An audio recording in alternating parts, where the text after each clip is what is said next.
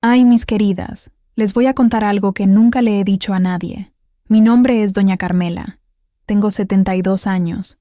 Vivo en San Juan de los Lagos, en el corazón de Jalisco, y llevo esta historia guardada en el pecho por más de 20 años.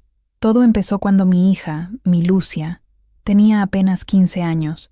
Ella siempre fue una niña dulce, estudiosa, de esas que ayudan en la casa sin que nadie se lo pida, pero de repente empezó a cambiar. No eran cosas de la edad, no, era otra cosa, de esas que una madre siente hasta en el tuétano. Llegaba de la escuela y se iba derecho a su cuarto. Apenas si probaba la comida. Cuando yo le preguntaba, nomás respondía: «Nada, mamá, estoy cansada. Desde que mi esposo, Ramón, se nos fue, cuando Lucia tenía 8 años, la iglesia se volvió nuestro refugio. Íbamos el domingo, el miércoles, a veces el sábado. La parroquia de Nuestra Señora de Guadalupe era chiquita, acogedora. Todo el mundo se conocía. Y fue ahí donde apareció el padre Esteban, un hombre de presencia fuerte, voz grave que llenaba el templo sin necesidad de micrófono, y un habla mansa que encantaba a todos. El pueblo entero lo respetaba. Fue él quien dijo primero que mi hija tenía un don. Dios habla con ella de una manera especial, me susurró al final de una misa, apretándome la mano con firmeza.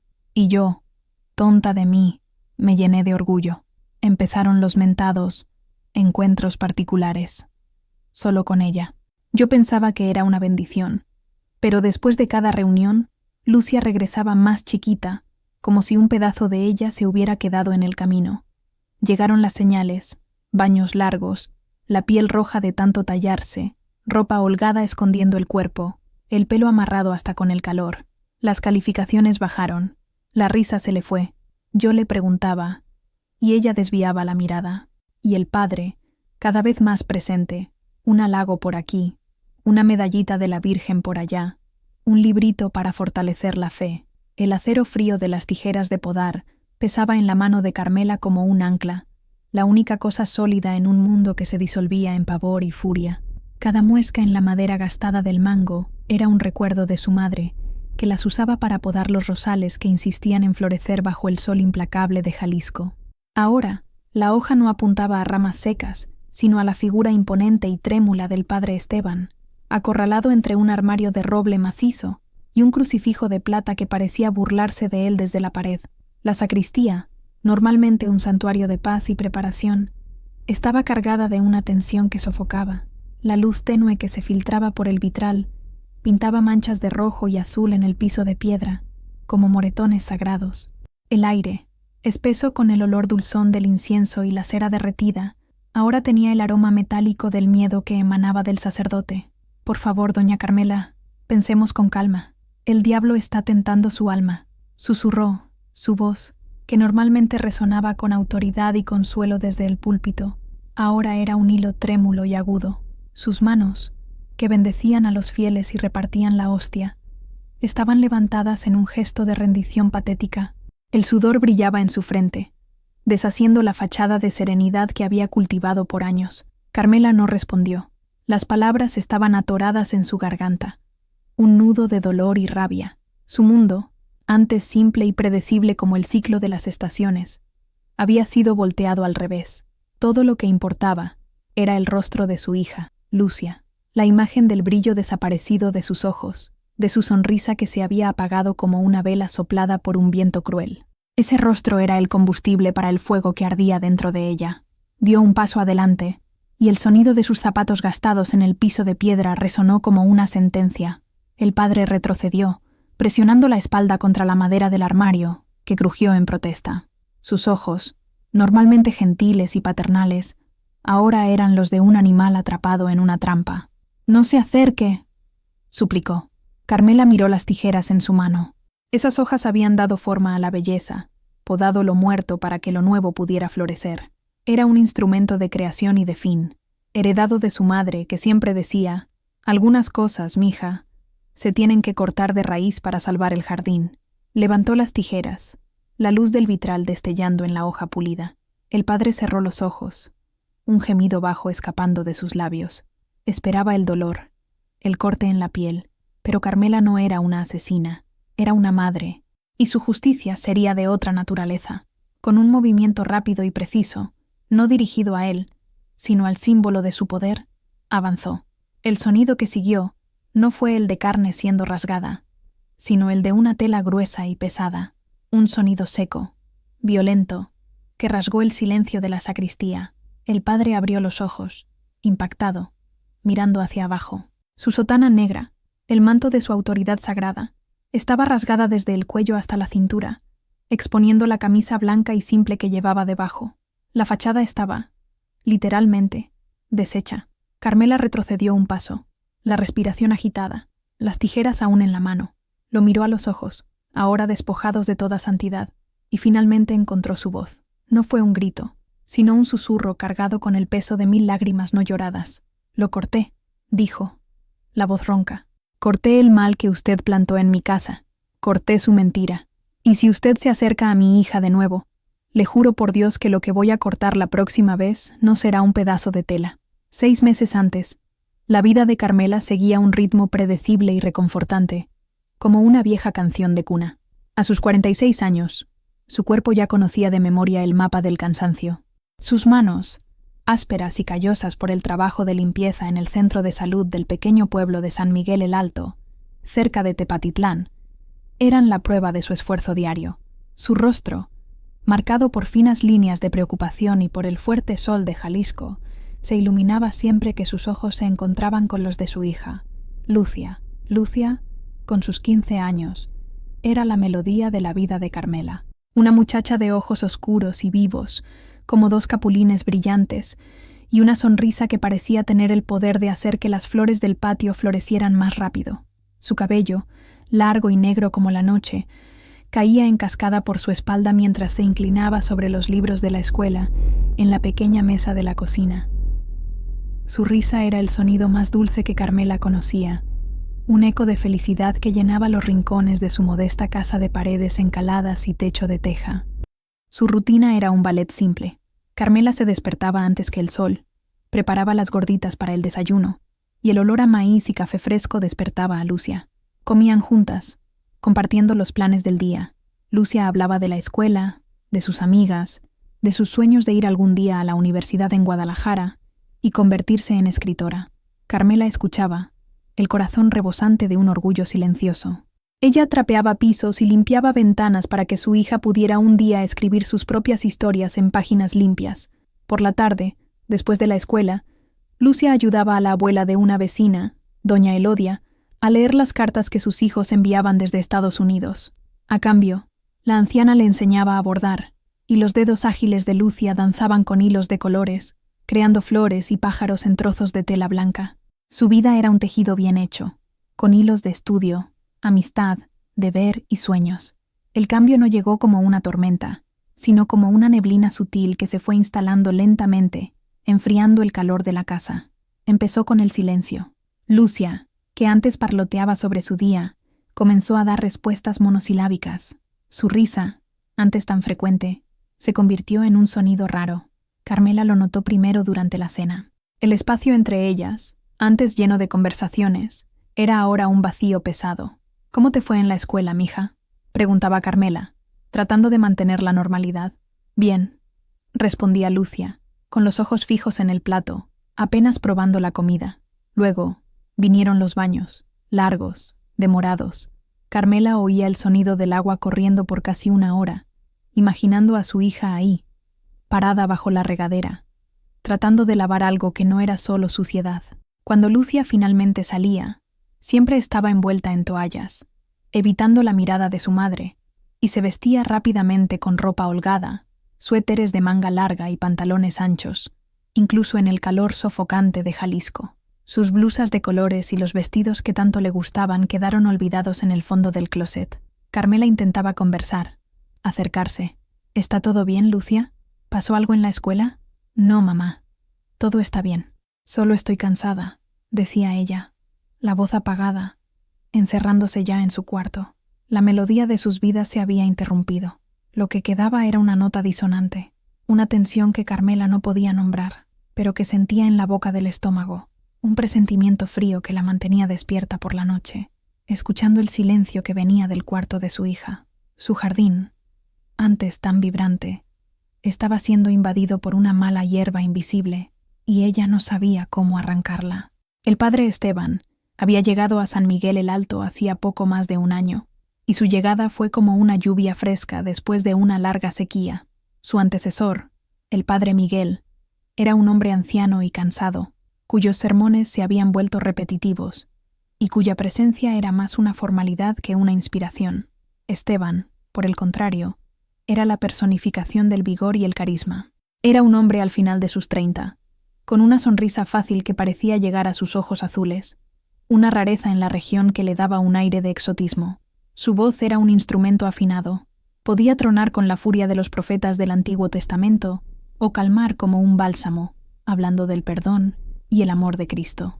No leía sus sermones, los actuaba, moviéndose por el altar con una gracia teatral, envolviendo a la congregación con su mirada. La comunidad lo acogió de inmediato. Las mujeres mayores lo veían como un hijo, llevándole dulces y atole caliente en las mañanas frías. Los hombres, inicialmente desconfiados, fueron conquistados por su habilidad para hablar de fútbol y cosechas con la misma pasión con la que hablaba de las Escrituras. Para los jóvenes, era un faro. Organizó un grupo juvenil en la parroquia, promovió paseos, funciones de cine con un proyector antiguo en la pared de la iglesia, y creó un coro que le dio nueva vida a las misas dominicales. Carmela, como la mayoría, también quedó impresionada. Lo veía como una bendición para el pueblo. Parecía genuinamente interesado en la vida de sus feligreses, deteniéndose a platicar con ella cuando la encontraba en el mercado, preguntando siempre por Lucia con una sonrisa paternal. Su hija es una niña de oro, doña Carmela, tan inteligente y dedicada, tiene una luz especial. Lucia, inicialmente tímida, fue una de las primeras en unirse al grupo juvenil. Carmela se alegró. Parecía una buena oportunidad para que su hija socializara, para involucrarse en algo positivo. Lucia llegaba a casa animada de las reuniones, hablando sobre los debates que el padre promovía, sobre las canciones que estaban aprendiendo para el coro. Por primera vez, Carmela sintió que su hija había encontrado un lugar seguro, un guía espiritual que la ayudaría a navegar las aguas turbulentas de la adolescencia. El padre comenzó a prestarle a Lucia una atención especial. Elogiaba su inteligencia, su madurez espiritual. La invitó a ayudar a organizar la biblioteca de la parroquia, una tarea que Lucia aceptó con orgullo.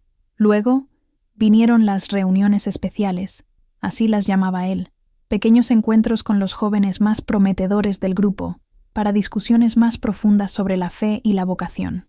Carmela no vio malicia en ello. Al contrario, se sintió orgullosa.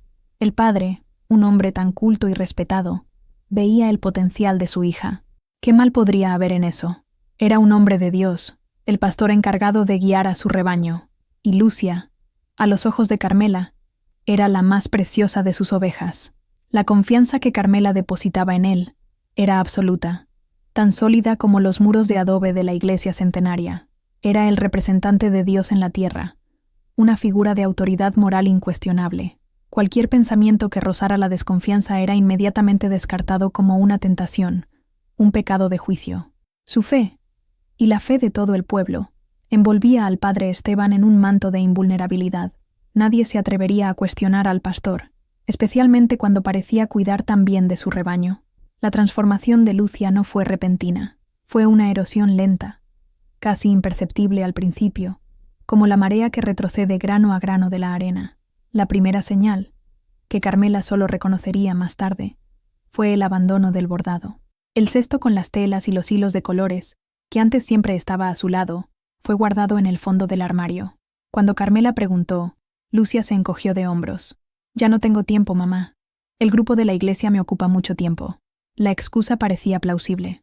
Carmela incluso se sintió un poco culpable por dudar, pero luego, las calificaciones de la escuela comenzaron a bajar. Lucia, que siempre había sido una alumna ejemplar, cuyos cuadernos eran un modelo de organización y esmero, comenzó a olvidar las tareas. Su maestra, doña Sofía, una mujer de mediana edad con una mirada perspicaz, detuvo a Carmela un día a la salida del centro de salud. «Carmela, ¿está todo bien con Lucia?», preguntó, su expresión una mezcla de preocupación y vacilación. «Parece distante en clase, como si estuviera a kilómetros de distancia». Sus calificaciones han bajado bastante este bimestre. El corazón de Carmela se encogió. He notado que anda cansada. Creo que son las actividades de la parroquia. Doña Sofía frunció el ceño. Quizás, pero es más que cansancio. Es tristeza. Habla con ella, Carmela. Algo no está bien. Esa noche, Carmela lo intentó. Se sentó en el borde de la cama de Lucia, un gesto que no hacía desde que la niña era pequeña y tenía miedo de la oscuridad. El cuarto, antes lleno de vida, con pósters de cantantes y dibujos pegados en la pared, ahora parecía estéril. Estaba demasiado ordenado, impersonal. Lucia, mija, tu maestra habló conmigo hoy. Está preocupada. Yo estoy preocupada. ¿Qué pasa? La voz de Carmela era suave, una invitación a la confianza. Lucia no la miró. Siguió hojeando un libro, sin leer realmente las palabras. Ya te dije, mamá. No es nada, es solo cansancio. Su voz era monótona, desprovista de emoción. ¿Es el padre Esteban? ¿Les está exigiendo mucho en el grupo juvenil?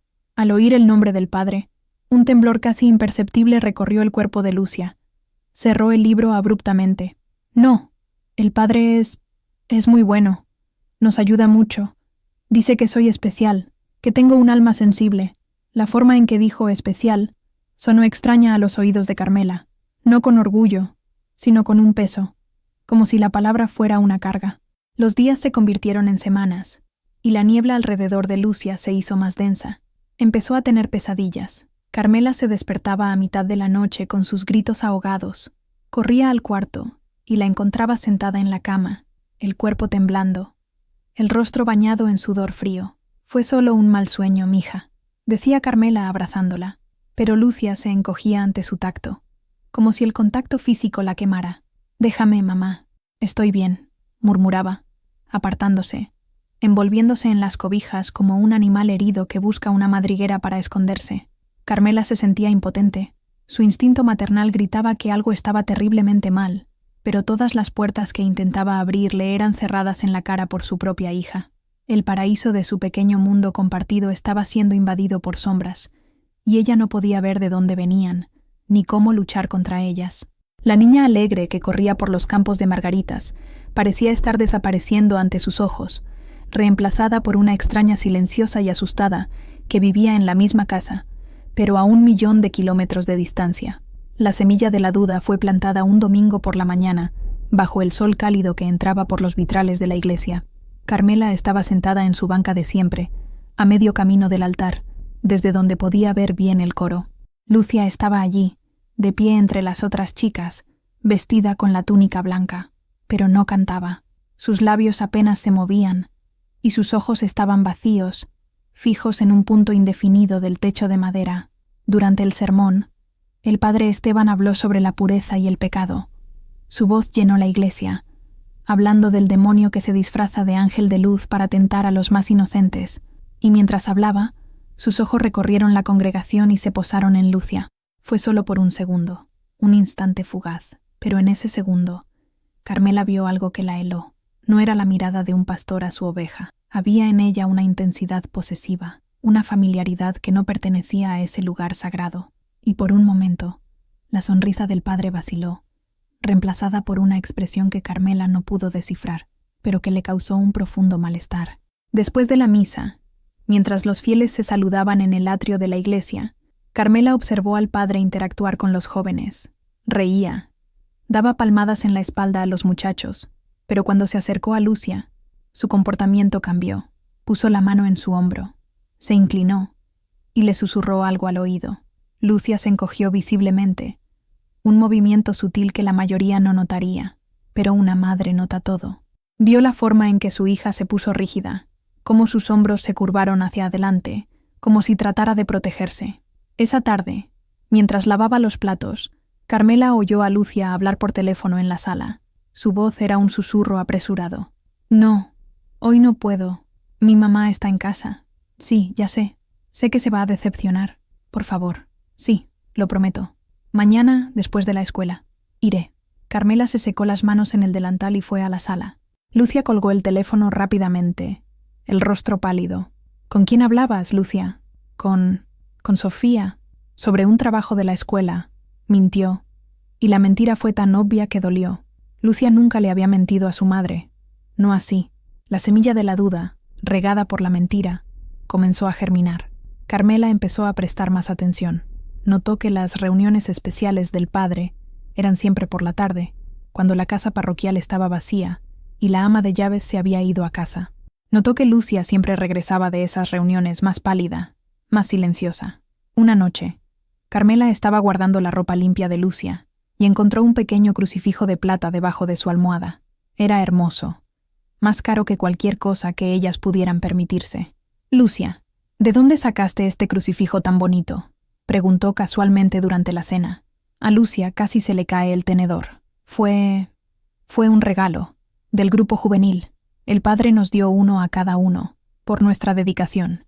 Al domingo siguiente, Carmela buscó deliberadamente los crucifijos en los cuellos de los otros jóvenes. No vio ninguno. Ninguna de las otras chicas llevaba un crucifijo de plata como el de Lucia. Era otra mentira, pequeña, pero que se sumaba a las demás, formando un patrón feo y perturbador. La imagen del padre Esteban, el hombre de Dios, el guía carismático, comenzó a resquebrajarse en la mente de Carmela. Debajo de la superficie pulida, comenzaba a vislumbrar algo oscuro y deforme, y esa visión la aterrorizaba. El pequeño patio detrás de la casa de Carmela era su refugio. Era un trozo de tierra modesto, pero ella lo había convertido en un oasis. Había un limonero que perfumaba el aire, macetas con geranios rojos, y en el centro, el orgullo de Carmela, un rosal que había sido plantado por su madre. Eran rosas antiguas, de una variedad que ya no se veía mucho, con un color de terciopelo carmesí y un perfume embriagador. Cuidar del jardín era su terapia. Era allí donde pensaba, donde luchaba contra sus preocupaciones, el acto de arrancar la mala hierba, de remover la tierra, de podar las ramas secas, la ayudaba a organizar sus pensamientos. Y era allí, con las manos en la tierra, donde intentaba comprender la oscuridad que se había cernido sobre Lucia. Una tarde de sábado, mientras podaba los rosales con las viejas tijeras de su madre, Lucia salió al patio. No habló, solo se sentó en los escalones de piedra, abrazando sus rodillas. Carmela continuó su trabajo, sintiendo la mirada de su hija en la espalda. El silencio entre ellas era denso, lleno de cosas no dichas. «Tu abuela decía que las rosas son como las personas», dijo Carmela sin voltear. «Necesitan sol y agua, pero también necesitan que les quiten lo que les hace daño. Las espinas son para protegerlas, pero a veces los peores enemigos son las plagas que no se ven, que chupan la vida de la planta desde adentro». Esperaba que la metáfora abriera una puerta, pero Lucia permaneció en silencio. Carmela se volteó, las tijeras aún en la mano. «Lucia, soy tu madre. Veo que estás sufriendo. Por favor, habla conmigo. Sea lo que sea, podemos enfrentarlo juntas. Yo soy tu jardín. Déjame arrancar la plaga que te está haciendo daño». Lágrimas silenciosas comenzaron a rodar por el rostro de Lucia. Abrió la boca para hablar, pero no salió ningún sonido, solo un sollozo seco y doloroso. Sacudió la cabeza, se levantó y corrió adentro de la casa, cerrando la puerta de su cuarto con fuerza. Carmela se quedó de pie en el patio, el corazón pesado como una piedra. Su analogía había fallado. La plaga era más fuerte de lo que imaginaba. Esa semana, su preocupación se convirtió en vigilancia. Empezó a actuar como una detective en su propia casa. Cuando Lucia estaba en el baño, Carmela entró en su cuarto, el corazón latiéndole desbocado por la culpa de invadir la privacidad de su hija. Pero su instinto le decía que era necesario. Buscó por todas partes, debajo del colchón, en el fondo de los cajones, entre las páginas de los libros. No encontró nada. Se sentía frustrada y avergonzada. Quizás estaba exagerando. Quizás solo era una fase difícil de la adolescencia. Estaba a punto de rendirse, cuando su mirada se posó en la pequeña caja de música que Lucia guardaba en su buró desde que era niña. Era una caja simple, de madera, con una bailarina que giraba al son de una melodía suave. Lucia adoraba esa caja. Con manos temblorosas, Carmela la abrió. La bailarina comenzó a girar, pero la música sonó desafinada, como un lamento. Debajo del fondo falso, donde Lucia guardaba sus pequeños recuerdos, una concha de la playa, una foto antigua, había algo nuevo, un trozo de papel, doblado varias veces. Carmela tomó el papel. La respiración se le atoró en la garganta.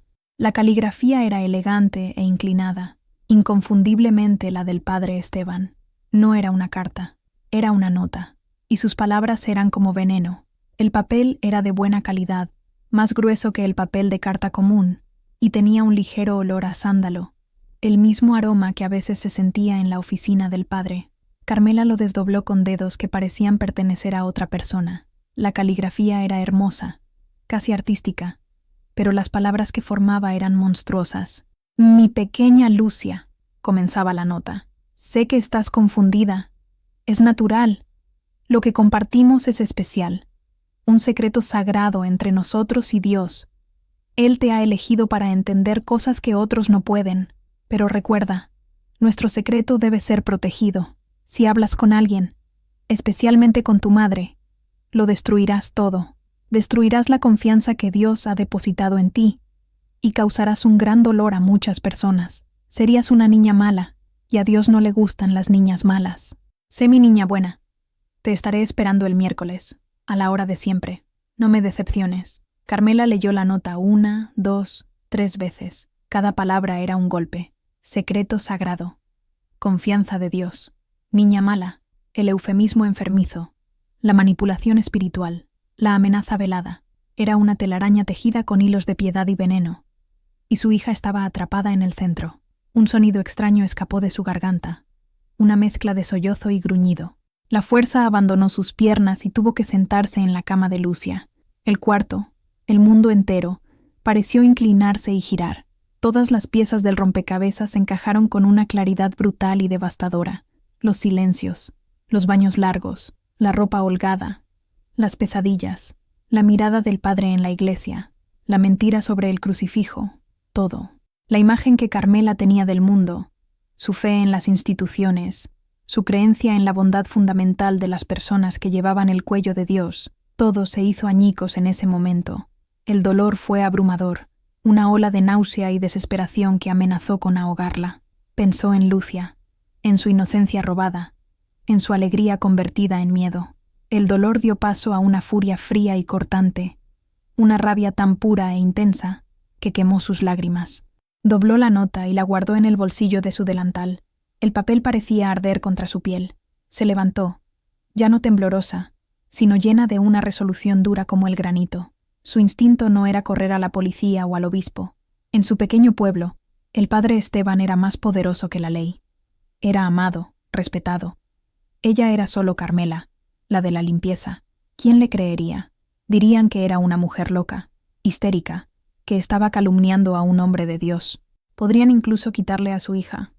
No, no podía confiar en nadie más. Esta era su carga, su lucha. La loba madre dentro de ella, que había estado dormida, había despertado, y haría cualquier cosa para proteger a su cría. Cuando Lucia regresó a casa ese día, Carmela actuó con una calma aterradora. Preparó la cena, habló del clima, de una vecina que había tenido un bebé, pero debajo de su aparente serenidad, un plan comenzaba a tomar forma. Un plan nacido de la desesperación y el amor incondicional. Miraba a su hija, a la sombra en sus ojos, y hacía una promesa silenciosa. «Voy a sacarte de esto, mija. Voy a cortar este mal de raíz». Los días que siguieron al descubrimiento de la nota fueron los más difíciles de la vida de Carmela. Tuvo que actuar un papel, el de una madre ajena y ligeramente preocupada, mientras que por dentro era un volcán de emociones a punto de hacer erupción. Cada sonrisa forzada, cada pregunta casual sobre el día de Lucia, era un esfuerzo hercúleo. Observaba a su hija con una nueva y dolorosa claridad. Veía la carga del secreto pesando sobre sus jóvenes hombros. Veía el miedo en sus ojos cada vez que sonaba la campana de la iglesia. Lucia vivía en una prisión invisible, y su carcelero era el hombre que todo el pueblo veneraba. Carmela necesitaba tiempo para pensar, para planear. El miércoles mencionado en la nota se acercaba como una nube de tormenta en el horizonte. Sabía que tenía que actuar antes. Pero, ¿cómo? ¿Qué podía hacer? Su plan inicial era simple y directo: confrontar al padre. Pero la imagen de ella gritando acusaciones en medio de la plaza fue rápidamente descartada. Él negaría todo, la llamaría loca, el pueblo se pondría en su contra. Necesitaba algo más. Necesitaba una prueba irrefutable o una forma de neutralizarlo para siempre. Pasó las noches en vela, sentada en la cocina oscura, mirando la luna por la ventana. Su cerebro trabajaba incesantemente, explorando escenarios, sopesando opciones. ¿Huir? ¿A dónde irían? sin dinero, sin familia en otra ciudad. ¿Cómo empezarían de nuevo? Y huir no resolvería el problema, solo lo pospondría. El trauma de Lucia iría con ellas, y el monstruo se quedaría atrás, libre para encontrar otra víctima. La idea de justicia comenzó a obsesionar a Carmela. No la justicia de los hombres, de los tribunales y los abogados, que parecía tan lejana e incierta, sino una justicia más primaria, más visceral, una justicia de madre. El martes, un día antes del encuentro programado, Carmela tomó su decisión. Su plan era arriesgado, aterrador, pero era el único que le parecía correcto. Era un plan que no involucraba a nadie más. Sería solo entre ella y él. Esa mañana, fue a trabajar al centro de salud como siempre. Trapeó los pisos con una fuerza renovada, como si estuviera limpiando su propia mente, puliendo su determinación. Nadie notó nada diferente. Para sus compañeros, era la misma Carmela de siempre. Callada, trabajadora, casi invisible. Al regresar a casa, se detuvo en el pequeño mercado para comprar verduras para la sopa. Platicó con la vendedora, doña Inés, sobre el calor. Cada acto de normalidad era una máscara, un camuflaje para la tormenta que se gestaba dentro de ella. Por la noche, preparó la cena favorita de Lucia, pollo con mole. Comieron en silencio, pero no era el silencio tenso de los últimos meses. Era un silencio diferente, más pesado, la calma antes de la batalla. Después de cenar, Carmela se sentó con Lucia en la pequeña sala. «Lucia», dijo, su voz firme, pero llena de una ternura infinita. «Mañana no vas a ir a tu reunión con el padre». Lucia la miró, el pánico apoderándose de su rostro. «Pero mamá, tengo que ir. Él se va a enojar. Se lo prometí». Carmela tomó las manos frías de su hija. «No te preocupes por él. Yo me encargaré de esto. Yo iré en tu lugar». «No», gritó Lucia, su voz finalmente quebrándose. «No, mamá, no puedes. Es peligroso. Tú no entiendes». «Ay, mi hija», dijo Carmela, atrayendo a su hija en un abrazo apretado. Lucia se resistió por un momento. Luego se derrumbó, llorando convulsivamente sobre el hombro de su madre, por primera vez en meses. «Yo entiendo todo. Y se acabó. Esta noche se acabó». Sostuvo a su hija hasta que su llanto se convirtió en sollozos exhaustos. Por primera vez, sintió que una chispa de su antigua Lucia regresaba. En medio del miedo, también había alivio. El secreto había sido compartido. La carga ya no era solo suya. Después de que Lucia se durmiera, agotada por el llanto, Carmela salió al patio. La noche era fresca, y el cielo, lejos de las luces del pueblo, era un terciopelo oscuro salpicado de estrellas. El perfume de las rosas de su madre llenaba el aire. Fue a la pequeña bodega donde guardaba las herramientas de jardinería. Su mano encontró de inmediato el mango de madera familiar de las tijeras de podar. La descolgó del clavo en la pared. Bajo la pálida luz de la luna, la herramienta lucía diferente. Más que un simple objeto de metal y madera, parecía un legado. Carmela se sentó en los escalones de piedra, con las tijeras en el regazo.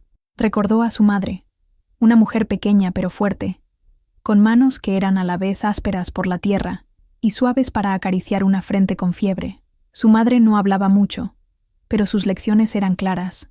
Le había enseñado a Carmela a distinguir la mala hierba de las plantas buenas, a saber cuándo regar y cuándo dejar que la tierra descanse, y sobre todo, a tener el valor de cortar lo enfermo para salvar lo sano. A veces, lo más amable que puedes hacer por un rosal es una poda severa, le decía, mientras cortaba las ramas viejas y débiles. Le duele a la planta en el momento, pero es por su propio bien. Le da espacio para crecer fuerte y dar flores más hermosas. Carmela pasó el pulgar por la hoja de acero. Estaba afilada. Ella misma la había afilado la semana anterior. En ese momento, su objetivo era solo cortar las ramas más gruesas. Ahora, las tijeras tenían un nuevo propósito. No era un arma para quitar una vida.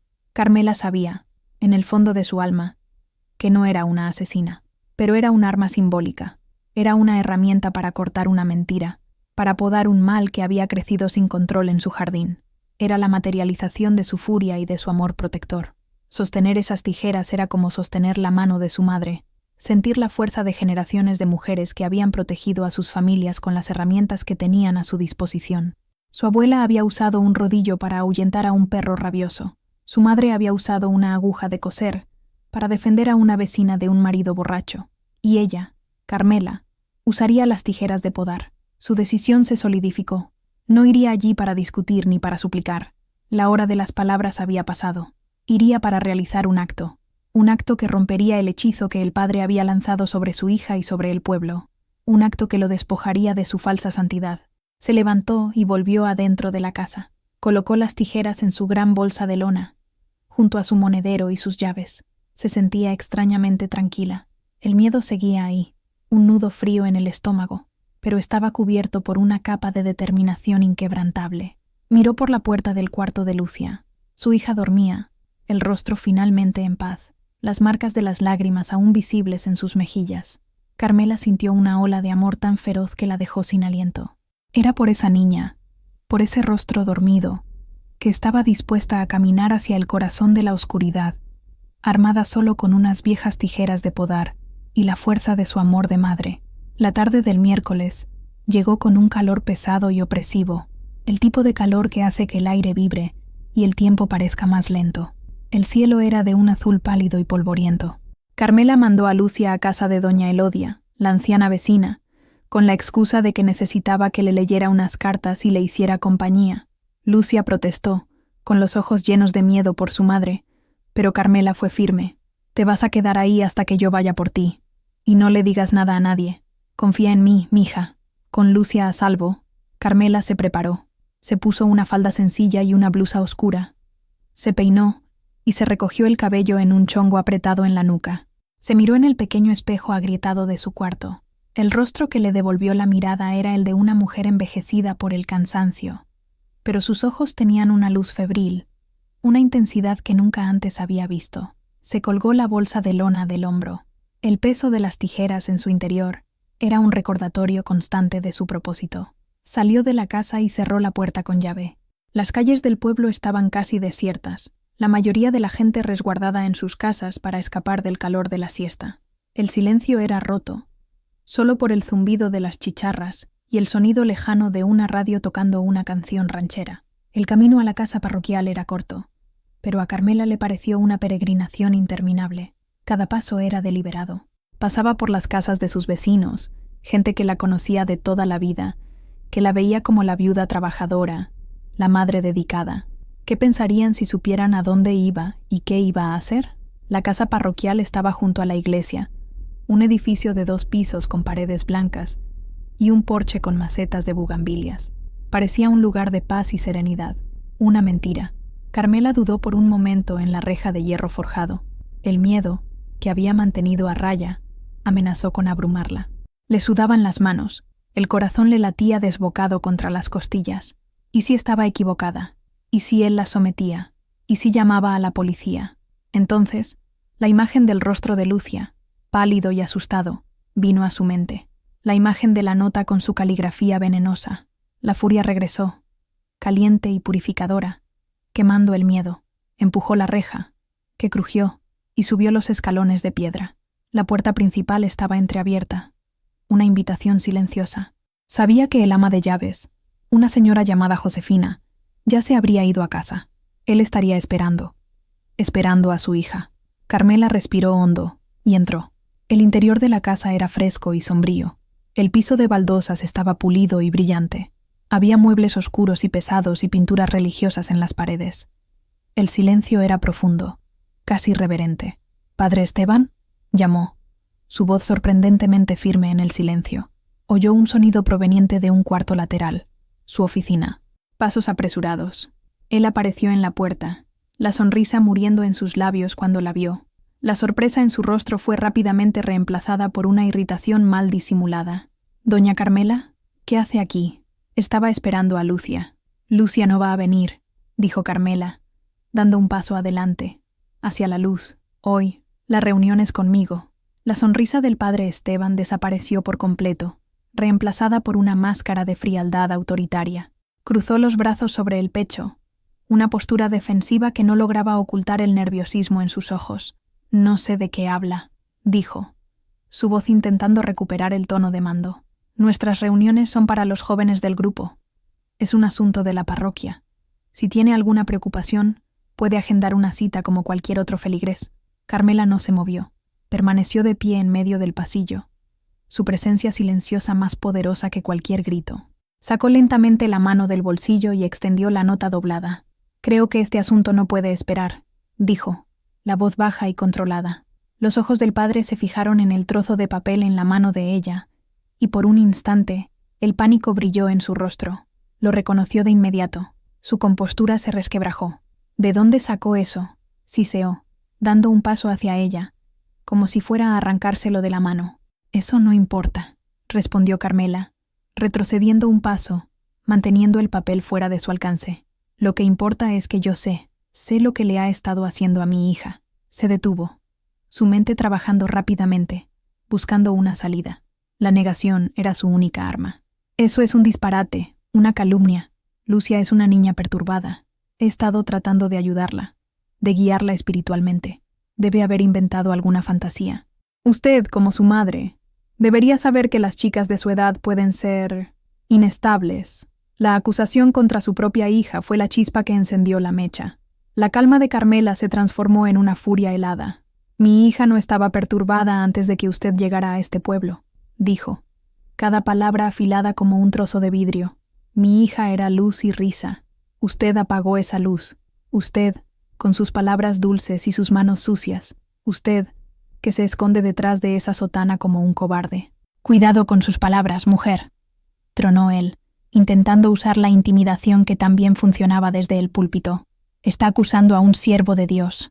Eso es un pecado mortal. El único pecado mortal aquí es el suyo», replicó Carmela, su voz subiendo de tono por primera vez. «Usted usa el nombre de Dios para envenenar a una niña. Usted habla de pureza y vive en la inmundicia. Usted no es un siervo de Dios. Es una plaga, una enfermedad». Miró a su alrededor, a las ventanas, a la puerta, de repente consciente de que podrían ser oídos. «Hable bajo», ordenó en un susurro urgente. «¿Quiere arruinarme? ¿Quiere crear un escándalo que manchará a esta parroquia para siempre?» «Usted ya manchó esta parroquia», dijo Carmela. «Usted ya arruinó mi vida, pero no va a tocar más a mi hija». Metió la mano en su bolsa de lona. El padre observó el movimiento, sus ojos abriéndose de miedo. No sabía qué esperar. ¿Una pistola? ¿Un cuchillo? Cuando su mano salió, sostenía las tijeras de podar. La herramienta lucía brutal y fuera de lugar en el ambiente solemne de la casa parroquial. Su hoja de acero brilló bajo la luz tenue. La bravuconería del padre se evaporó. Su rostro se puso pálido. Retrocedió, tropezando con sus propios pies, hasta chocar contra la puerta de la sacristía. Fue en ese momento de pánico que cometió el error de refugiarse en el único lugar donde se sentía seguro, el corazón de su iglesia, su dominio. Abrió la puerta de la sacristía y entró, tratando de cerrarla. Pero Carmela fue más rápida. Empujó la puerta con el hombro y lo siguió adentro. La puerta de la sacristía se cerró tras ellos con un suave clic, aislándolos del resto del mundo. El aire allí dentro era aún más denso, impregnado con el olor a lino almidonado, vino de consagrar y años de oraciones hipócritas. La luz de los vitrales bañaba la sala en una atmósfera irreal, casi submarina. Fue aquí donde la escena que abrió nuestra historia se desarrolló en toda su terrible intensidad. El padre Esteban, acorralado, temblando. Carmela, avanzando, las tijeras en la mano, no como un arma de ataque, sino como el bisturí de un cirujano. «Por favor», gimió, con las manos levantadas. «Doña Carmela, podemos arreglar esto. Yo puedo darle dinero, para usted y para Lucia, para que se vayan a otro lado, empiecen de nuevo». La oferta de soborno fue el insulto final, fue la confesión de su culpa, la admisión de que el silencio de ellas tenía un precio. «¿Usted cree que el alma de mi hija se puede comprar?», escupió Carmela, el asco retorciendo sus facciones. «No hay dinero en el mundo que pague lo que usted robó». Levantó las tijeras. El padre se encogió, esperando el golpe, pero Carmela no lo tocó. Su objetivo era otro. Era el símbolo de su poder, de su engaño, la sotana negra que le daba autoridad, que lo envolvía en un aura de santidad y lo protegía del escrutinio. Con un movimiento rápido y furioso, clavó la punta de la hoja en la tela, cerca del cuello, y tiró hacia abajo. El sonido de la tela rasgándose fue escandalosamente fuerte en el silencio de la sacristía. Fue un sonido de profanación, de desprecio final. La abertura reveló su camisa común debajo, haciéndolo de repente común, vulnerable, solo un hombre. Miró el rasgón en su pecho, incrédulo. Su armadura había sido violada, sus ojos se encontraron con los de Carmela, y por primera vez, ella no vio malicia ni arrogancia, sino puro y abyecto miedo. Se dio cuenta de que ella no estaba allí para herirlo físicamente, sino para destruirlo de una manera mucho más profunda. Lo corté, repitió, su voz un eco de su declaración inicial. Esto es una advertencia, su fachada, su mentira. Esto es lo que le haré a su reputación, a su vida, si vuelve a buscar a mi hija. Iré a cada casa de este pueblo, iré con el obispo, iré a los periódicos de Guadalajara, gritaré la verdad desde lo alto del campanario de la iglesia, si es necesario. No tengo nada que perder. ¿Y usted? Usted tiene todo que perder. Se quedó mudo, la respiración agitada. El hombre carismático y poderoso había desaparecido, reemplazado por una figura patética, con su sotana rasgada y su dignidad hecha jirones. Carmela retrocedió lentamente, sin darle la espalda, las tijeras aún firmes en su mano. Llegó a la puerta, la abrió y salió de la sacristía, dejándolo allí, solo con su ruina. Atravesó la casa parroquial y salió a la luz cegadora de la tarde. El aire le pareció más limpio, más fácil de respirar. No sentía triunfo, solo un inmenso alivio y un profundo cansancio. El acto estaba consumado, la poda se había hecho, pero sabía que la raíz del mal todavía estaba en la tierra, y ellas no podían quedarse allí para ver si volvería a brotar. Carmela no regresó a casa. Fue directamente a casa de doña Elodia. Encontró a Lucia y a la anciana sentadas en el porche, bebiendo un agua fresca de tamarindo. La expresión en el rostro de Lucia era de pura angustia. Se levantó de un salto cuando vio a su madre acercarse. «Mamá, ¿estás bien?», preguntó, corriendo a su encuentro. Carmela forzó una sonrisa, tratando de parecer más tranquila de lo que se sentía. «Estoy bien, mija». Todo terminó. Agradeció a doña Elodia, una mujer discreta, que no hizo preguntas, aunque sus ojos sabios mostraron que entendía que algo grave había sucedido. Carmela tomó la mano de Lucia y la llevó a casa. «¿Qué pasó? ¿Qué le hiciste?», preguntó Lucia en cuanto entraron. «Solo le mostré que ya no tenemos miedo», dijo Carmela. «Pero no podemos quedarnos aquí. Tenemos que irnos. Esta noche». El pánico regresó al rostro de Lucia. «¿Irnos? ¿A dónde? ¿Y la escuela? ¿Y nuestros amigos? ¿Nuestra casa? Podemos construir una casa nueva. Lo que importa es que estemos juntas y seguras», dijo Carmela con una firmeza que no admitía discusión. «Ve a tu cuarto y empaca una mochila. Solo lo esencial. Ropa, tus libros más importantes, tus documentos. Nada que nos ate a este lugar». Mientras Lucia empacaba sus cosas, con el rostro bañado en lágrimas confusas, Carmela se movía por la casa con una eficiencia febril. Tomó todos sus ahorros, una pequeña cantidad guardada en una lata de galletas en el fondo del armario de la cocina. Tomó algunos objetos de valor sentimental, una fotografía de su difunto esposo, el rosario de su madre. Empacó comida para el viaje, tortillas, queso, algunas frutas. Cada objeto que tocaba era una despedida. La silla donde se sentaba para descansar sus piernas adoloridas, la olla de barro donde cocinaba la sopa, la pequeña estatuilla de un ángel que Lucia le había regalado. Tenía que dejar todo atrás. Era el precio de su libertad. Cuando cayó la noche, trayendo consigo una oscuridad bendita, estaban listas. 2 pequeñas maletas contenían todo lo que quedaba de su vida. Carmela apagó las luces por última vez. La casa, despojada de su presencia, de repente le pareció fría y extraña. Salieron por la puerta trasera, hacia el patio. La luna iluminaba las rosas de terciopelo carmesí.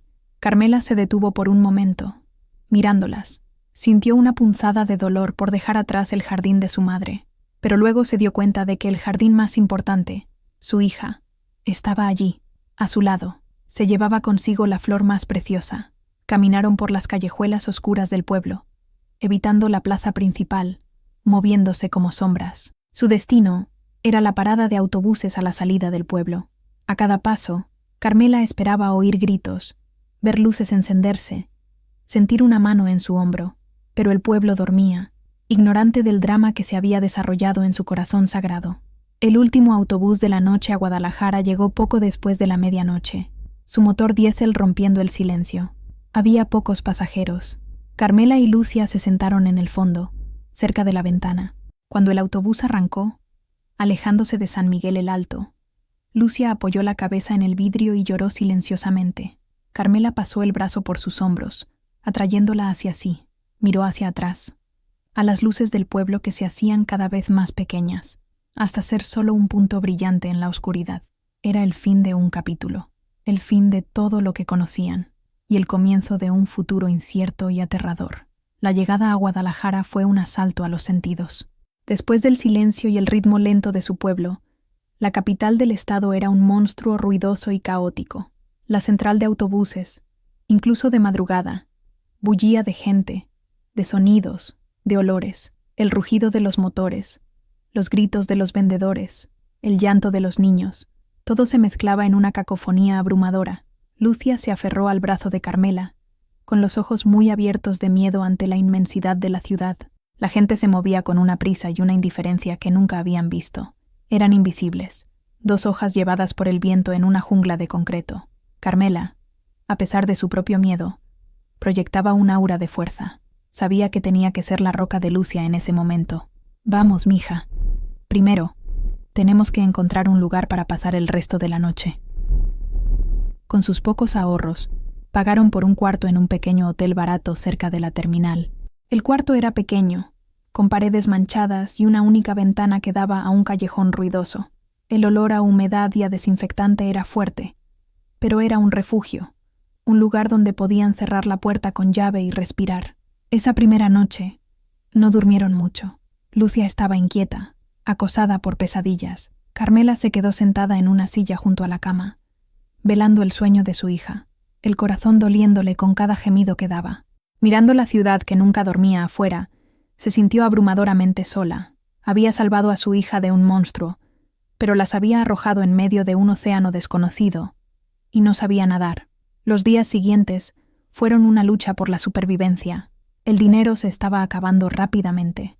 Carmela pasaba los días recorriendo las calles, buscando trabajo, cualquier trabajo, limpiar casas, lavar platos en un restaurante, lo que fuera. Pero la ciudad era dura e impersonal.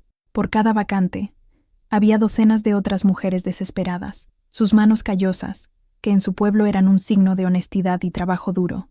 Aquí no impresionaban a nadie. Mientras Carmela buscaba trabajo, Lucia se quedaba encerrada en el cuarto del hotel, demasiado asustada para salir sola. El trauma que había sufrido, agravado por la huida y la incertidumbre del futuro, se manifestaba en una profunda apatía. Pasaba horas mirando la pared, sin leer, sin hablar. La sombra que Carmela tanto había luchado por ahuyentar parecía haberla engullido por completo. Una tarde, Carmela regresó, exhausta y desanimada, después de otro día de rechazos. Encontró a Lucia acurrucada en la cama, temblando. «¿Qué pasa, mija?», preguntó Carmela, el pánico subiéndole por la garganta. «Nos va a encontrar», susurró Lucia. «Lo sé. Está en todas partes. Lo veo en la cara de la gente en la calle». El corazón de Carmela se rompió. El padre no solo estaba en su pasado, se había convertido en un fantasma que las atormentaba en el presente. Abrazó a su hija con fuerza. «No nos va a encontrar», dijo, su voz feroz. «Esta ciudad es enorme. Somos agujas en un pajar. Él no tiene poder aquí. Su poder se quedó atrás, en ese pueblo pequeño. Aquí, él no es nadie. Y nosotras, mija, nosotras vamos a ser alguien. Te lo prometo». Fue una promesa hecha más por desesperación que por convicción, pero fue suficiente. En ese momento, en medio de esa jungla de concreto, lo único que tenían era la una a la otra, y Carmela se aferró a esa certeza con todas sus fuerzas. Su suerte cambió, como a veces sucede, a través de la amabilidad de una extraña. En una de sus búsquedas de trabajo, Carmela entró en una pequeña lavandería en un barrio obrero. La dueña, una mujer robusta y de rostro severo llamada Elena, le dijo que no necesitaba a nadie. Carmela, al borde de la desesperación, no se fue. Sus ojos se llenaron de lágrimas. «Por favor, señora, hago lo que sea. Trabajo por la mitad del precio. Mi hija y yo no tenemos a dónde ir». Elena miró a Carmela, a su ropa gastada, a la desesperación en sus ojos. Quizás vio un reflejo de una lucha propia en el pasado. Suspiró, su expresión suavizándose. «No puedo pagarte mucho», dijo, «pero tengo un cuartito en la trastienda que no uso para nada. Pueden quedarse ahí a cambio de trabajo, limpiar, planchar, ayudar con las entregas. Fue como si el cielo se abriera. Carmela tomó las manos de Elena, agradeciéndole profusamente. El cuarto era diminuto, poco más que una bodega con una cama y una pequeña parrilla eléctrica, pero para ellas era un palacio, era un hogar, era estabilidad. Mudarse al pequeño cuarto en la trastienda de la lavandería fue el primer paso para echar raíces. El olor constante a jabón y a ropa limpia era reconfortante. El trabajo era duro y largo, pero Carmela lo realizaba con una inmensa gratitud. Por primera vez en semanas, pudo dormir una noche entera, sabiendo que tenían un techo sobre sus cabezas y comida en la mesa. Con su situación de vivienda estabilizada, Carmela centró su atención en Lucia. Su hija todavía estaba atrapada en su capullo de silencio y miedo. Ayudaba en la lavandería con tareas sencillas, pero se movía como un autómata, con los ojos siempre bajos. Carmela sabía que necesitaba más que un techo y comida. Necesitaba sanar su alma. Un día, Elena, que lo observaba todo con sus ojos perspicaces, le dijo a Carmela: «Tu hija necesita hablar. Llévala al centro comunitario. Hay una psicóloga allí, una muchacha joven, muy buena. No cobran mucho». Carmela dudó. En su mundo, la psicología era para los locos, una vergüenza. Pero su amor por Lucia era más grande que su prejuicio. Habló con su hija al respecto. Lucia, sorprendentemente, no se opuso. Quizás, en el fondo, ella también sabía que necesitaba ayuda para desatar los nudos dentro de sí misma. La primera sesión fue difícil. Lucia apenas habló, pero la psicóloga, llamada Isabel, fue paciente y amable. No la forzó, simplemente creó un espacio seguro para Lucia. Lentamente, sesión tras sesión, Lucia comenzó a abrirse. Empezó a poner en palabras el horror, la vergüenza, la confusión.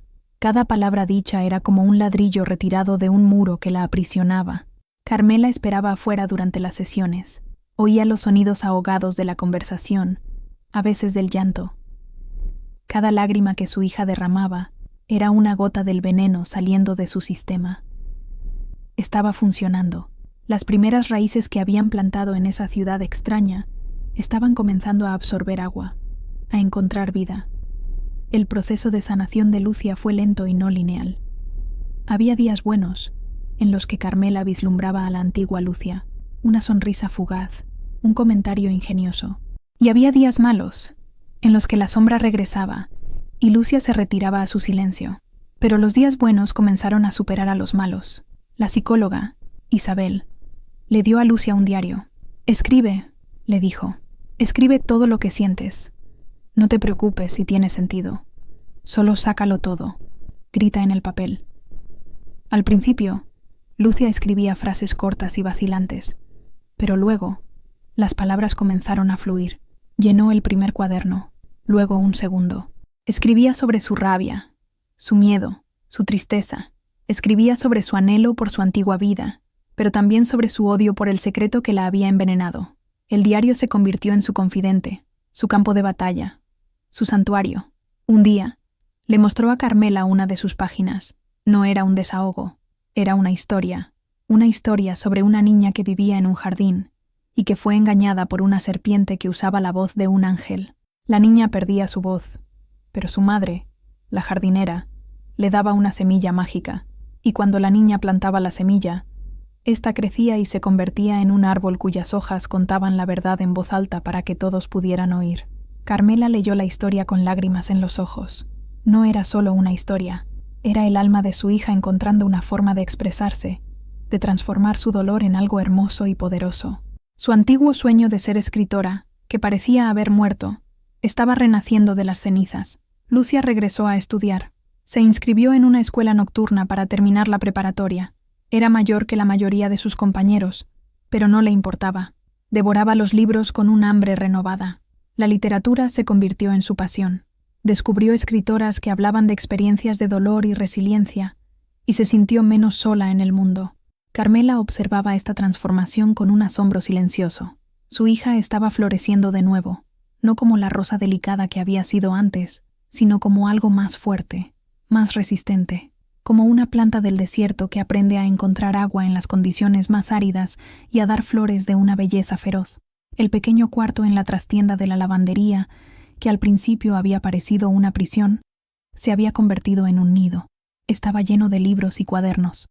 El sonido de las lavadoras se mezclaba con el de las teclas de la vieja máquina de escribir que Elena les había regalado. Lucia estaba encontrando su voz, no solo para sí misma, sino para contar su historia, y quizás, algún día, las historias de otras personas como ella.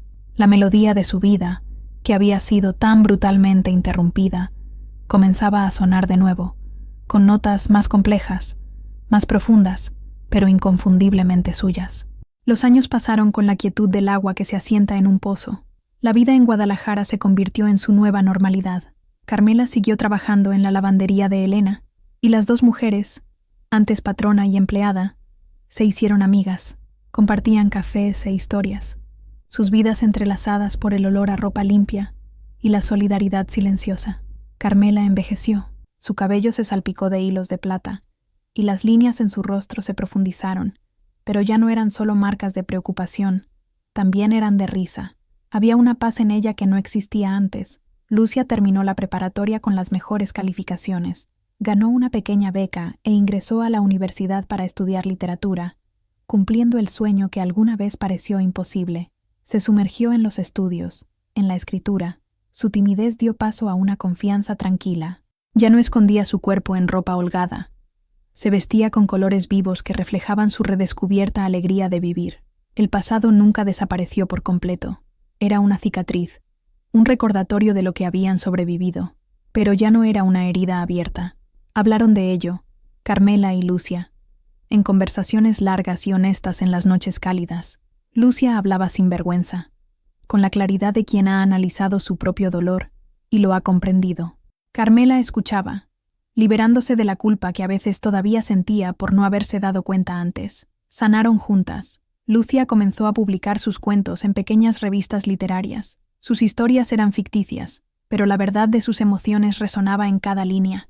Escribía sobre mujeres fuertes, sobre secretos familiares, sobre la resiliencia del espíritu humano. Su voz como escritora era poderosa, lírica e inquebrantablemente honesta. Se mudaron del pequeño cuarto a un apartamento modesto pero soleado, con un pequeño balcón, y lo primero que hizo Carmela fue comprar macetas. Plantó geranios, chiles y, por supuesto, un rosal. Un pequeño rosal que cuidaba con el mismo amor con el que había cuidado el jardín de su madre. Era un pedazo de su antigua vida, replantado y floreciendo en el nuevo suelo. A veces, Lucia preguntaba por San Miguel el Alto. «¿Qué crees que haya pasado allá, mamá? ¿Qué habrá sido de él?» «No lo sé, mija». «Y no importa», respondía Carmela. «Ese lugar, esa persona, pertenecen a una vida que ya no es la nuestra. Los dejamos atrás. Construyeron un muro de paz y de normalidad alrededor de sus vidas. Su felicidad era una fortaleza silenciosa, construida ladrillo a ladrillo con trabajo duro, amor y el valor de empezar de nuevo. El fantasma del padre Esteban se había desvanecido, convirtiéndose en un recuerdo lejano, una historia que ya no tenía el poder de atormentarlas. Al menos, eso era lo que pensaban. Lucia tenía 28 años. Ya era una mujer joven, una escritora con una primera novela aclamada por la crítica y un pequeño pero dedicado grupo de lectores. Vivía en su propio apartamento, no muy lejos de Carmela, pero se veían casi todos los días. Carmela, ya jubilada del trabajo en la lavandería, pasaba los días cuidando su pequeño jardín en el balcón y leyendo los borradores de los textos de su hija. Un martes por la noche, Lucia fue a cenar a casa de su madre, como era su costumbre. Estaban en la cocina, preparando enchiladas, riendo de una historia sobre Elena, cuando comenzó el noticiero de la noche en la pequeña televisión de la sala. Normalmente, era solo un ruido de fondo, pero una fotografía en la pantalla hizo que ambas se detuvieran. Era un rostro más viejo, más hinchado, con el cabello ralo, pero inconfundible. El rostro del padre Esteban. La conversación y la risa murieron. El sonido de la espátula al caer al suelo fue el único ruido en el repentino silencio. Carmela y Lucia se acercaron a la televisión, hipnotizadas. La reportera hablaba de una ciudad en el estado vecino de Michoacán. Hablaba de un escándalo que había sacudido a la diócesis local. Un sacerdote, respetado y amado por su comunidad, había sido arrestado. Las acusaciones eran graves. Varias familias se habían presentado. acusándolo de abuso de menores, niños y niñas, a lo largo de varios años. Sus tácticas eran siempre las mismas: ganarse la confianza de la familia, aislar al niño con la excusa de una guía espiritual especial, y luego usar la manipulación y la amenaza para asegurar el silencio. El nombre del sacerdote era Esteban Morales. Lucia se llevó la mano a la boca, un sonido ahogado escapándose de ella. Carmela se quedó inmóvil, su rostro una máscara de piedra. Estaban viendo su pasado transmitido en vivo en su sala de estar. El noticiero mostraba imágenes del sacerdote siendo llevado por policías, cubriéndose el rostro de las cámaras con un saco. Mostraba los rostros enojados y llorosos de los padres, los mismos rostros que Carmela había imaginado que tendrían sus vecinos si ella hubiera hablado en su momento. Él no había cambiado, solo había cambiado de lugar, encontrado un nuevo rebaño y repetido su ciclo de maldad. Aquel enfrentamiento en la sacristía, el acto de Carmela con las tijeras, no lo había detenido, solo lo había ahuyentado. Un sentimiento complejo se apoderó de Carmela. Había validación, su furia, su decisión de huir. Todo había sido justificado. La verdad había salido a la luz, pero también había una punzada de amarga culpa. Si ella hubiera hablado, si hubiera gritado, ¿podría haber evitado que otros niños sufrieran? Lucia, como si leyera sus pensamientos, tomó la mano de su madre. Su mano estaba firme. «No, mamá», dijo, la voz baja pero clara. «No pienses en eso. Hiciste lo que tenías que hacer para salvarme. No podías haber hecho nada más. No te habrían creído. Nos habrían destruido. Lo que hiciste fue el acto más valiente que he visto». Se miraron la una a la otra, la madre que había salvado a la hija, y la hija que, ahora, salvaba a la madre del peso de la duda.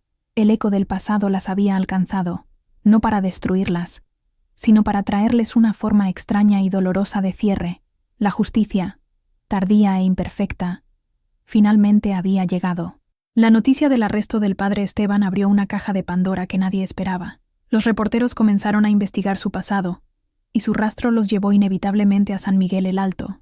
De repente, el pequeño pueblo olvidado estaba en el centro de atención. Las noticias que llegaban a Guadalajara a través de los periódicos y la televisión pintaban un cuadro predecible. Al principio, la comunidad de San Miguel defendió a su antiguo sacerdote. Una calumnia, un engaño. Era un hombre santo, decían los viejos amigos y feligreses. Pero luego, la historia de su repentina partida, años atrás, fue reexaminada. La gente comenzó a recordar cómo había desaparecido de la noche a la mañana, sin una misa de despedida, cómo la diócesis había dado una excusa poco convincente sobre un traslado de emergencia por motivos de salud. Inevitablemente, se acordaron de Carmela y Lucia, recordaron cómo ellas también desaparecieron al mismo tiempo. Los chismes y las especulaciones, antes enterrados por el tiempo, resurgieron. La verdad, o al menos pedazos de ella, comenzó a formarse en la mente colectiva del pueblo. La vergüenza del pueblo no era por haber albergado a un monstruo, sino por haber sido tan ciego. Un día, sonó el teléfono de Lucia. Era un número desconocido. Contestó con vacilación. Al otro lado de la línea, una voz de mujer, mayor, dijo: «¿Lucia? ¿Eres tú, Lucia, la hija de Carmela?» Era doña Sofía, su antigua maestra. Había encontrado el número de Lucia a través de un primo lejano que vivía en Guadalajara. «Mi niña querida», dijo la maestra, la voz embargada por la emoción. «Leímos las noticias. Nosotros ahora entendemos. Lo siento mucho. Vi la tristeza en tus ojos y no hice lo suficiente. Perdóname». Lucia, con lágrimas rodando por sus mejillas, respondió: «No hay nada que perdonar, doña Sofía. Usted fue la única que vio. Esa llamada fue la primera de varias. Gente de su pasado, antiguas amigas de la escuela, vecinos, todos llamando, disculpándose, tratando de entender. El círculo de silencio que lo había protegido se había roto. Lucia manejó todo con una gracia y una fuerza que llenaron de orgullo a Carmela. No sentía rabia hacia esa gente, solo una especie de compasión triste. Ellos también habían sido engañados. Su editor la llamó, sugiriéndole que escribiera sobre su experiencia. Un libro de memorias. Sería un éxito de ventas. Lucia se negó. «Yo ya escribí mi historia», le dijo al editor. «Está en todo lo que escribo. Está entre líneas en cada cuento, en cada novela. Mi dolor no está a la venta, pero mi verdad, esa, la comparto gratis con quien quiera leerla. Ella tenía el control de su propia narrativa. El sacerdote, el pueblo, el pasado, ya no podían definirla. Ella era la escritora, la narradora de su propia historia. El círculo estaba completo. La niña que había perdido la voz se había convertido en una voz para los que no la tenían. Nuestra historia termina donde comenzó, en un jardín, pero no en el patio polvoriento de San Miguel el Alto, sino en el pequeño y soleado balcón del apartamento de Carmela en Guadalajara. Carmela, ahora una abuela de cabello blanco y sonrisa serena, está cuidando su rosal. La planta está cargada de flores, de un rojo aterciopelado, descendientes directas de las que su madre había plantado tantos años atrás. Sus manos, aunque arrugadas, siguen siendo firmes y expertas. A su lado, descansan sus viejas tijeras de podar en un pequeño banco, limpias y pulidas. Ya no son un símbolo de furia, sino de cuidado, una herramienta para podar lo viejo y dar espacio a lo nuevo. Un recordatorio de que, a veces, los actos más difíciles son los más necesarios para que la vida pueda florecer. Lucia llega, trayendo consigo el olor a café y pan dulce. Besa la frente de su madre y se sienta a su lado. Trae consigo las pruebas de su nuevo libro. Se sientan allí, en un silencio cómodo, la madre cuidando sus rosas, la hija leyendo sus palabras, mientras el sol de la tarde las baña en una luz dorada y cálida. Su vida no es perfecta, las cicatrices todavía existen, pero son cicatrices que cuentan una historia de supervivencia, de resiliencia y, sobre todo, de un amor inquebrantable entre una madre y una hija. El mal no ganó, fue cortado, podado, y en su lugar, algo nuevo y fuerte creció. El padre Esteban fue condenado y pasaría el resto de su vida en prisión. Un hombre olvidado cuya oscuridad finalmente fue expuesta a la luz. San Miguel el Alto aprendió una dolorosa lección sobre la fe ciega. Y Carmela y Lucia, las dos refugiadas que llegaron a Guadalajara sin nada, lo encontraron todo: paz, propósito, y la una a la otra. El jardín de Carmela, el verdadero jardín que era su familia, estaba en plena floración. La historia de Carmela y Lucia nos muestra que incluso en los suelos más áridos, el valor y el amor pueden hacer florecer los jardines más hermosos. Cada historia, como la de ellas, merece ser escuchada, compartida y recordada. Si este viaje tocó tu corazón, ayúdanos a seguir compartiendo narrativas que importan. Deja tu me gusta para que sepamos que esta historia resonó contigo. Comenta abajo con tus pensamientos. Tu perspectiva enriquece nuestra comunidad. Y si aún no lo has hecho, suscríbete y activa las notificaciones. Hay muchos más jardines secretos por explorar juntos. Gracias por escuchar.